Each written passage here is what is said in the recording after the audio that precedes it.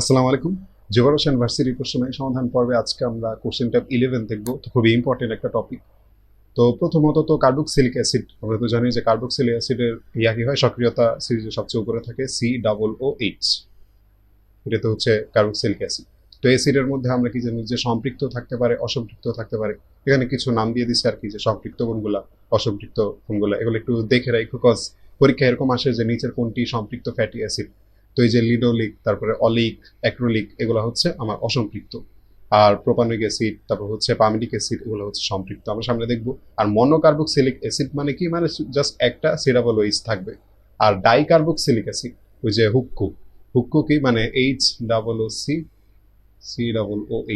মানে কি ডাইকার্বক্সিলিক। তো এখানে কিছু নাম দেওয়া আছে, অক্সালিক অ্যাসিড, ম্যালোনিক অ্যাসিড, এগুলো সবই হচ্ছে আমার ডাইকার্বক্সিলিক। এখানে মনে রাখার একটা ইয়া দিছে যে ও মাই সন গো অ্যান্ড প্রে সিনসিয়ারলি, মানে ও মাই সন। তো এটা মনে রাখলে মনে রাখতে পারো। তারপর হচ্ছে কিভাবে প্রস্তুত করা যায়, এখানে আসলে তেমন কিছু বলার নেই আমার নতুন করে। এখানে কিছু বিক্রিয়া আছে আর যেগুলো লাগবে আমি বলে দিব, মানে এমসিকিউতে সবচেয়ে বেশি আসে, এগুলো রিটার্নের জন্য দেখে রাখতে পারো। এগুলো আমার আলাদা করে আমি কিছু বললাম না।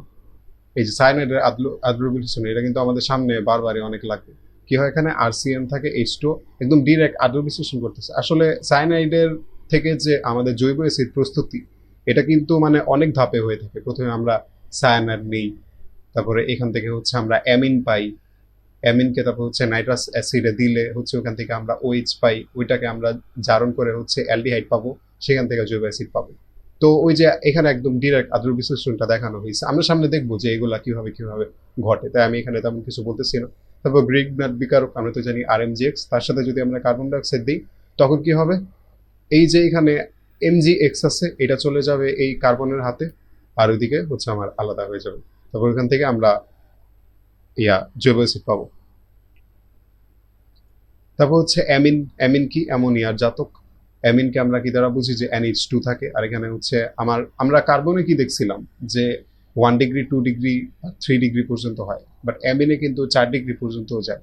তো প্রথমত হচ্ছে প্রাইমারি অ্যামিন, মানে একটা হাইড্রোজেনকে রিপ্লেস করছে, তারপর সেকেন্ডারি, তারপর হচ্ছে টার্সিয়ারি বা 3 ডিগ্রি। আর কোয়াটার্নারিতে কি হয়, মানে হচ্ছে এই যে এখানে তো আমরা জানি যে নাইট্রোজেনের ইলেকট্রন জোড় আছে, তো সে ওইটাকে হচ্ছে দান করে আরেকটা অ্যালকাইল গ্রুপকে যখন নিয়ে নেয়, ওইটাকে আমরা বলতেছি হচ্ছে কোয়াটার্নারি।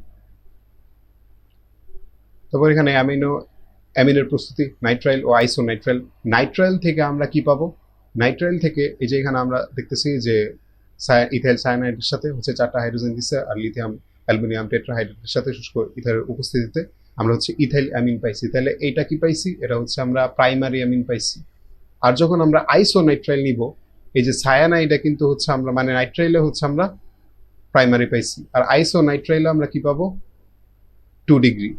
এটা যাতে খেয়াল থাকে, বা সেকেন্ডারি আর কি। তারপরে নাইট্রোজেনের অ্যালকেনের বিজারণ দ্বারা এখানে কি হয়, প্রথমত আমার টিন আর এই যে HCl আছে না, এরা বিক্রিয়া করে হচ্ছে আমার 6টা হাইড্রোজেন তৈরি করে। তারপর হচ্ছে আমার ওই যে নাইট্রোজেনের সাথে, মানে আর NO2 এর সাথে বিক্রিয়া করে আমার এখানে অ্যামিন তৈরি হয়। তারপর হচ্ছে অ্যামাইড হতে কিভাবে হয়, ওই যে একটু আগে যেটা বলতেছিলাম, ওই যে মনে আছে আমরা একটু আগে দেখে আসলাম যে সায়ানাইড হতে জৈব অ্যাসিড প্রস্তুতি।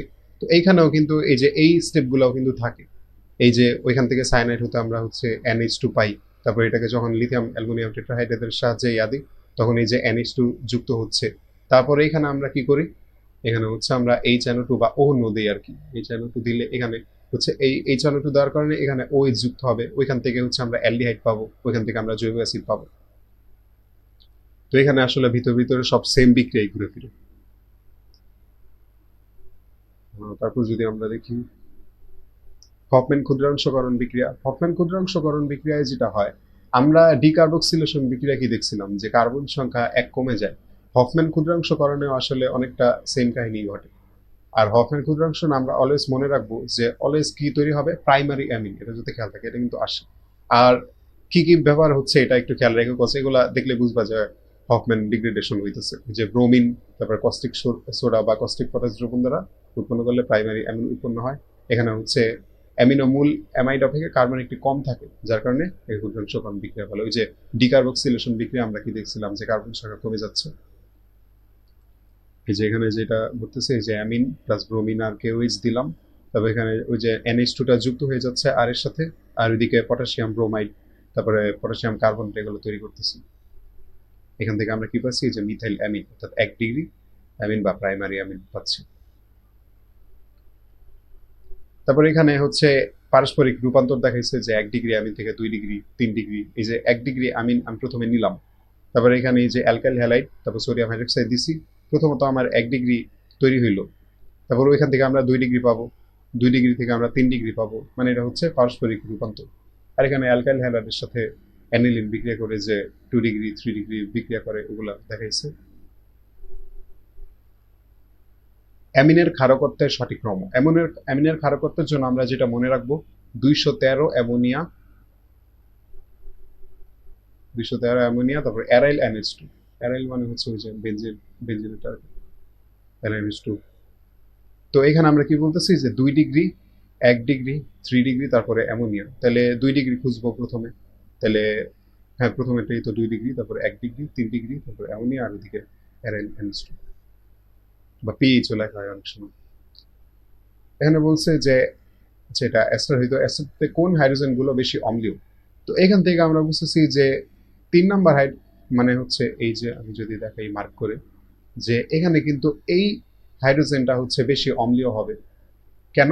কারণ হচ্ছে এখানে আমি দেখতেছি যে এইদিকে অক্সিজেন আছে, এইদিকে অক্সিজেন আছে, তার মানে কিন্তু এখানে একটা রেজোনেন্সের ব্যাপার আছে, যার কারণে এটা বেশি অম্লীয় হবে। কারণ রেজোনেন্স হলে ওইদিকে আমার হাইড্রোজেনটা ছেড়ে দিতে চাবে, তার মানে হচ্ছে 3 নম্বরটা। নিচের কোনটি সবচেয়ে শক্তিশালী অ্যাসিড? অ্যাসিডের শক্তিমাত্রা কিন্তু আমরা রাসায়নিক পরিবর্তন নিয়ে অনেক দেখছিলাম, জৈব অ্যাসিডেরটাও কিন্তু আমি হালকা করে দেখাইছিলাম, যে এখানে কি ঘটে। আমরা প্রথমে দেখবো যে হ্যালোজেন প্রতিস্থাপন হইলে সেগুলো হচ্ছে গিয়া সবচেয়ে বেশি শক্তিশালী হবে। যেমন Cl3 থাকলে, মানে ওইদিকে অ্যাসিড থাকবে, এদিকে কিন্তু Cl2 এর থেকে বেশি, কারণ এখানে হচ্ছে হ্যালোজেনের একটা ব্যাপার থাকে, আর ওই যে তড়িৎ একটা ব্যাপার থাকে। আবার যখন আমি ফ্লোরিন নিয়ে চিন্তা করবো, ফ্লোরিন তো কার্বন, সরি, ক্লোরিনের থেকে বেশি তড়িৎ ঋণাত্মক, সেই ক্ষেত্রে হবে ওইটা। আর কার্বনের ক্ষেত্রে বা অ্যালকাইলে আমরা কি দেখছিলাম, যে আর যত বেশি সক্রিয়তা কিন্তু তত কম, বা শক্তিমাত্রা তত কম কার্বনের চিন্তা করলে। আর এদিকে হ্যালোজেন প্রতিস্থাপন হলে হ্যালোজেন যত বেশি তত শক্তিশালী। তো এখানে Cl থেকে আমার অবভিয়াসলি ফ্লোরিনটা বেশি প্রাধান্য পাবে, তাহলে অপশন বি। নিম্নলিখিত বিক্রিয়ার জন্য কোন বিকারক প্রয়োজন? তাহলে এখানে যদি আমরা বিক্রিয়াটা দেখি, এখানে আমি দেখতেছি যে NH2 ছিল, বিকারক হয়েছে, তারপর এখান থেকে মানে বিকারক কিছু একটা আছে, তারপর এখান থেকে। তো এখন NH2 ছিল, তাহলে তো তার মানে NH3 ছিল কিন্তু আমার। তো NH3 থাকলে যেহেতু হাইড্রোজেন বাইর হয়েছে, তার মানে এখানে কিন্তু পানি তৈরি হয়েছে।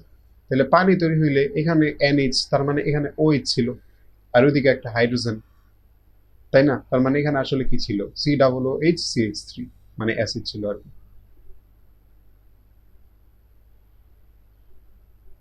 CH3COOH, তার সাথে হচ্ছে আমি অ্যামোনিয়া দিছি। তাহলে এর থেকে আমার কি হবে, আমি বুঝেছি যে আমার NH, এখানে আমি ডিরেক্ট যদি দেখাই যে OH আর H মিলে পানি তৈরি করবে, আর এদিকে হচ্ছে NH2 যুক্ত হয়ে যাবে। তাহলে এটাকে আমরা কি বলতে পারি, অ্যাসিড অ্যামাইড, তার মানে অ্যাসিড অ্যামাইড আর কি। এখানে একটা ইয়ে আছে, যা অ্যাস্টারকে জলীয় সোডিয়াম হাইড্রোক্সাইড সহ আদ্র বিশ্লেষণ করলে পি ও কিউ দুটি যৌগ উৎপন্ন হয়। পাতন প্রক্রিয়ায় পি কে প্রথমে 78 ডিগ্রি সেলসিয়াসে পৃথক করে আয়োডিন ও লঘু সোডিয়াম হাইড্রোক্সাইড দ্রবণ সহ উত্তপ্ত করলে হলুদ বর্ণের অধক্ষেপ পড়ে। তো এইখানে যেহেতু বলে দিচ্ছে 78 ডিগ্রি, তার মানে পি যৌগটি আসলে কি হবে, ইথানল, কারণ হচ্ছে স্ফুটনাঙ্ক। তাহলে পি যৌগটি ইথানল। তারপর জিজ্ঞেস করছে কিউ যৌগটি কি। এখন এটা আমি বিক্রিয়া করেও বের করতে পারি, এই যে সোডিয়াম হাইড্রোক্সাইডে হলুদ বর্ণের আমরা জানি, কিন্তু আমি যদি এমনি চিন্তা করি যে আমি বিক্রিয়া ছাড়া কিভাবে বের করবো, আমি বুঝতেছি যে পি যৌগটি হচ্ছে ইথানল, আর এখানে আছে আমার 4টা কার্বন, তাহলে ওর যদি 2টা কার্বন চলে যায়, ওর আর কয়টা কার্বন থাকবে, 2টা কার্বন। আর এদিকে হচ্ছে আমি ওই যে সোডিয়াম হাইড্রোক্সাইড দিছিলাম, তার মানে এটা কি হবে, সোডিয়াম ইথানয়েড হওয়া ছাড়া আর কোনো উপায় নেই। মানে কিভাবে বিক্রিয়া ছাড়া আমরা জাস্ট একটু চিন্তা করলে বাইর করতে পারি, দেখেন। অ্যাসিড ক্লোরাইডের সাথে অ্যামোনিয়া বা প্রাইমারি অ্যামিন বিক্রিয়া করলে কি উৎপন্ন হবে, অ্যাসিড অ্যামিন। হফম্যান ক্ষুদ্রাংশকরণ বিক্রিয়া অলওয়েজ প্রাইমারি অ্যামিন উৎপন্ন হয়। কোনটি সঠিক আপেক্ষিক ক্ষারকত্বের ক্রম, ওই যে 213 অ্যামোনিয়া আইনিলিন বা অ্যারাইল NH2 যেটা বলো, তাহলে 213 খুঁজবো, মানে 2 ডিগ্রি আর কি, 2 ডিগ্রি, 1 ডিগ্রি, এই তো। অ্যাস্টারের অম্লীয় আর্দ্র বিশেষণে কি উৎপন্ন হয়? ওই যে একদম অম্লীয় আর্দ্র বিশেষণ সিস্টেমান ডিরেক্ট, তাহলে কি পাবো? জৈব অ্যাসিড। কোনটি সম্পৃক্ত ফ্যাটি অ্যাসিডের উদাহরণ? ওই যে যেটা বললাম যে অসম্পৃক্ত সম্পৃক্ত, এগুলো একটু মনে রাখো। অ্যাক্রিলিন, তারপর হচ্ছে অলিক, লিনোলিক, এগুলো কিন্তু আমরা একদম প্রথমে দেখে আসছি যেগুলো হচ্ছে অসম্পৃক্ত। আর পামিটিক অ্যাসিডের ইয়াটা আমি লিখে দিচ্ছি, CH3, CH2, এদিকে থাকবে হচ্ছে 14টা, এদিকে COOH। এটা হচ্ছে আমার পামিটিক অ্যাসিডের ইয়া। যৌগ X C6H12 ও অম্লীয় সোডিয়াম ইয়ার সাথে জারিত হয়ে ওয়াই যৌগ তৈরি করে। ওয়াই যৌগটা অল্প পরিমাণ এদের সাথে বিক্রিয়া করে জেড তৈরি করে। জেডের সংকেত কি? তার মানে এটা অ্যালডিহাইড বা কিটোন হবে, যেহেতু C6H12। এখন কিটোন হওয়ার চান্স নেই, যেহেতু সহজে জারণ করতে পারবো না আমি। তার মানে অ্যালডিহাইড ধরে নিই যদি আমি। অ্যালডিহাইড, ওই যে মনে আছে আমরা K2Cr2O7 দ্বারা জারিত করছিলাম, তো এখানে ওইটাই হইতেছে আর কি, যে সোডিয়াম দিছে। তার মানে এখান থেকে আমি হচ্ছে অ্যাসিড পাবো, একটু তো বুঝতেছি। অ্যালডিহাইড থেকে অ্যালডিহাইডের জারণ করলে অ্যাসিড পাবো। তারপর কি করছে? অল্প পরিমাণ H2SO4 এর উপস্থিতিতে ইথানলের সাথে বিক্রিয়া করছে। ইথানলের সাথে যদি বিক্রিয়া করে, তার মানে এখানে হচ্ছে আমার C2H5OH জেড তৈরি করে। তাহলে পরে থাকবে C2H5OH। তার মানে যেহেতু জৈব অ্যাসিড ইথানলের সাথে বিক্রি করছে, তার মানে অ্যাস্টার তৈরি হবে। তো প্রথমত আমি অ্যাস্টার খুঁজবো। তার মানে অপশন এ বাদ, অপশন বি বাদ, তার মানে সি আর ডি এর মধ্যে কিছু একটা হবে। তো প্রথমত আমার হচ্ছে C6 থাকবে, তারপর ওইদিকে হচ্ছে আমার C2H5 থাকবে।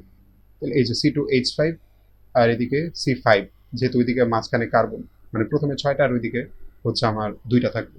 এই যে এদিকে আছে 6টা, এদিকে আছে 2টা, আর এখানে কিন্তু এই যে C2H5 কিন্তু পরে নেই, তার মানে এটা হবে। নিচের বিক্রিয়াতে এক্স ও ওয়াই কি? এখানে আর বি আর আছে, এদিকে হচ্ছে এক্স, তারপরে সায়ানাইড যুক্ত হয়েছে, তার মানে এখানে পটাশিয়াম সায়ানাইড দিচ্ছে, নাহলে আমার প্রতিস্থাপন কিভাবে হবে? তাইলে হচ্ছে আমি বুঝতেছি যে অপশন বি আর সি এর মধ্যে যে কোনো একটা হবে। তো এটা বাদ, এটা বাদ। তারপরে এখানে আদ্র বিশ্লেষণ করে অ্যাসিড পাইছি। তাহলে ওই যে বললাম, যেটা বললাম যে বারবারই কিন্তু সামনে এই বিক্রিয়াটা আসবে, ওই যে সায়ানাইড থেকে অ্যাসিড পাইছি কিভাবে? আমরা ডিরেক্ট আদ্র বিশ্লেষণ করছি। তার মানে এখানে আমার অপশন সি হবে।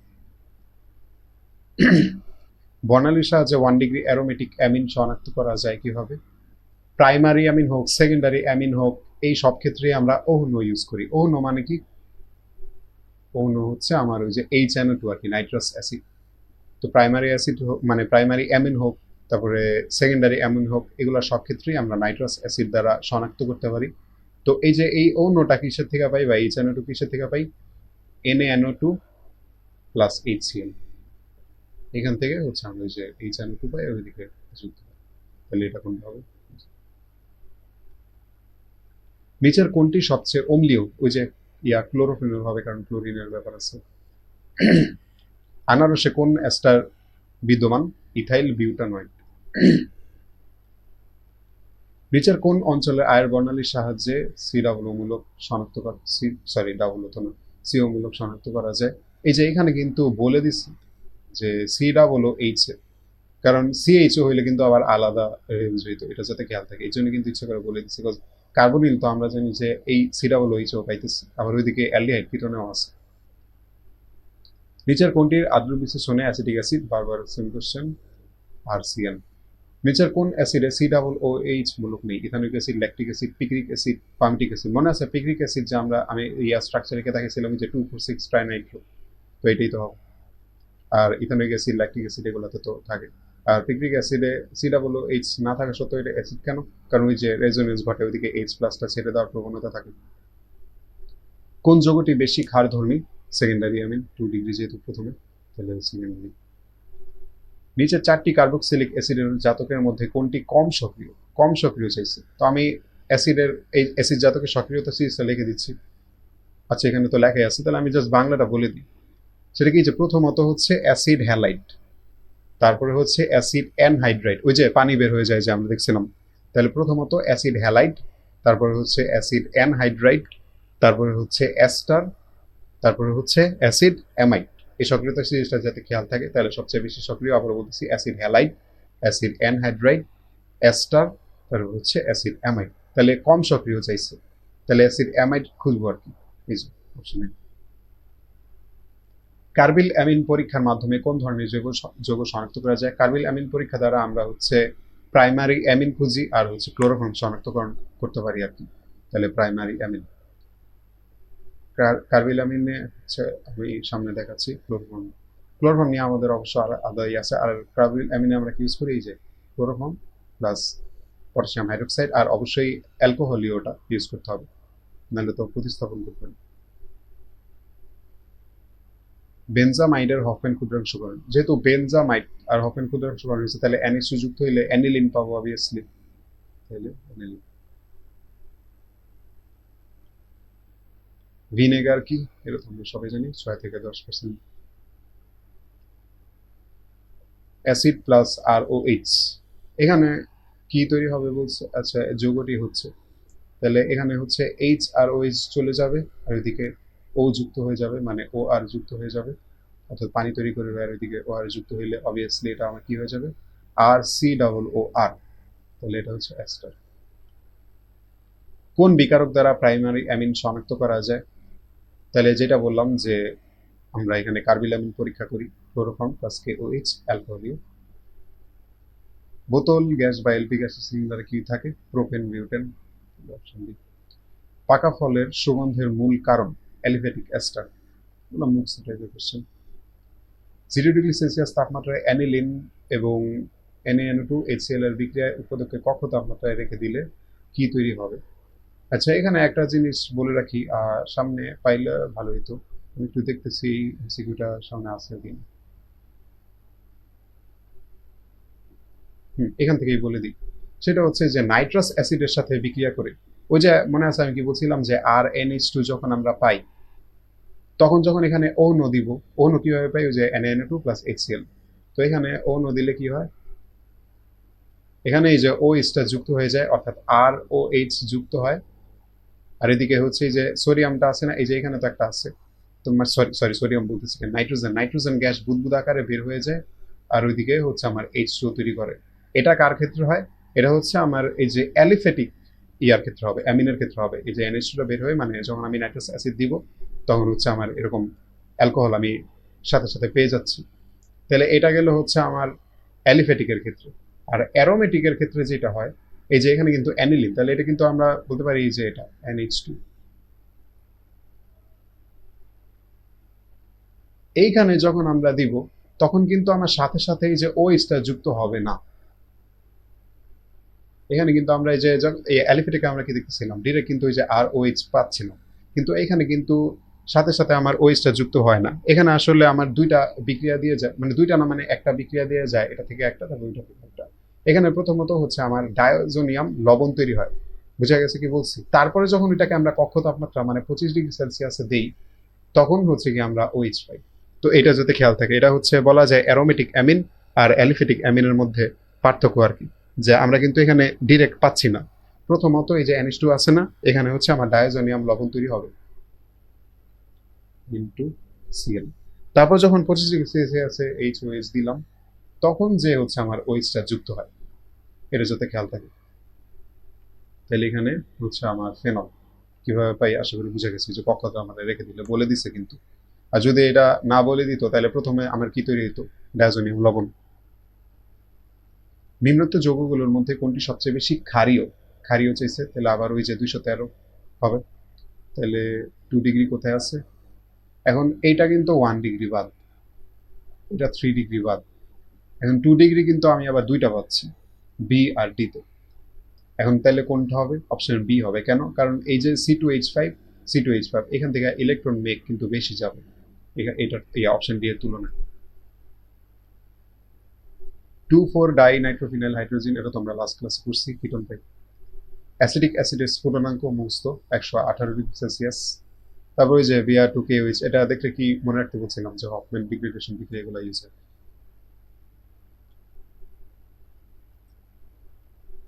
সেম কোশ্চেন, কি তৈরি হবে? Primary amine.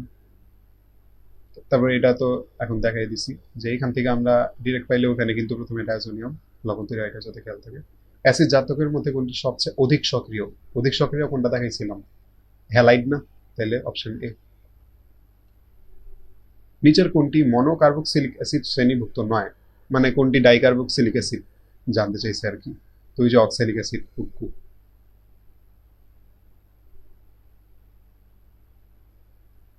অ্যানিলিন থেকে বেনজিন ডায়াজোনিয়াম ক্লোরাইড তৈরিতে কি তৈরি হবে? মানে সরি, প্রয়োজন কোনটি জিজ্ঞেস করছে। তাহলে ওই যে HNO3 কিভাবে পাবো? NaNO2 plus HCl। তারপর এটাকে কক্ষতাপমাত্রায় দিলে আমরা হচ্ছে ফেনল পাই। নিচের কোন যৌগটি ডায়াজোনিয়াম লবণ তৈরি করে? তো এটা এটি তো এতক্ষণ ধরে আমরা দেখে আসতেছি। বেনজিন ডায়াজোনিয়াম ক্লোরাইডের জলীয় দ্রবণকে তাপ দেওয়া হলে, ওই যে সেম কোশ্চেন, যখন আমি ডায়াজোনিয়াম ক্লোরাইডকে তাপ দিব তখনই যে আমি হচ্ছে কক্ষতাপমাত্রায় যে OH যুক্ত হবে, অর্থাৎ ফেনল পাবো আর কি, ফর্মেশন অফ ফেনল।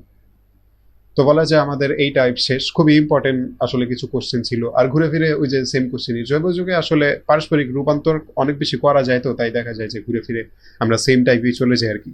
যেমন আমরা অ্যালকোহল থেকে অ্যালডিহাইডে যাচ্ছি, অ্যালডিহাইড থেকে জৈব অ্যাসিডে যাচ্ছি, আবার 2 ডিগ্রি অ্যালকোহল থেকে ইথারে যাচ্ছি। তো ঘুরে ফিরে আসলে সেম কোশ্চেনই আসে। আর এই টাইপ শেষ করলাম, যেহেতু এই টাইপ শেষ, তাহলে আমাদের বলা যায় নেক্সটে হচ্ছে আমাদের লাস্ট টাইপ থাকবে। তারপর আমাদের জৈব যৌগ টপিকটা ইনশাল্লাহ শেষ হয়ে যাবে। তাহলে এই পর্যন্তই। আসসালাম।